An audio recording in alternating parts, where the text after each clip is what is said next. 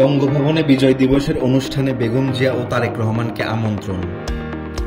ভারতে বসে শেখ হাসিনার বিবৃতিতে সমর্থন নেই মোদী সরকারের, জানালেন পররাষ্ট্র সচিব বিক্রম মিশ্রি। র্যাব বিলুপ্তির বিষয়ে সরকারের সিদ্ধান্ত মেনে নেওয়া হবে, বললেন মহাপরিচালক।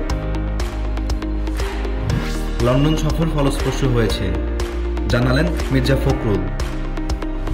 আরএসএফ প্রতিবেদন, সাংবাদিকদের জন্য সবচেয়ে বিপজ্জনক ফিলিস্তিন, পাকিস্তান, বাংলাদেশ ও মেক্সিকো।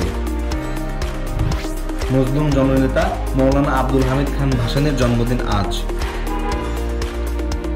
21 পদকপ্রাপ্ত রবীন্দ্রসঙ্গীত শিল্পী পাপিয়া সারোয়ার মারা গেছেন। আশুলিয়ায় 13 পোশাক কারখানায় সাধারণ ছুটি ঘোষণা। 5 আগস্টের পর এ পর্যন্ত চাঁদাবাজি ছিনতাইয়ের অভিযোগে র্যাবের 16 সদস্য আটক।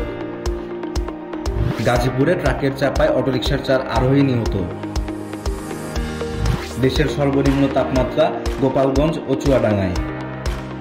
7 ঘণ্টা পর দৌলতদিয়া পাটুরিয়া নৌ রুটে ফেরি চলাচল স্বাভাবিক।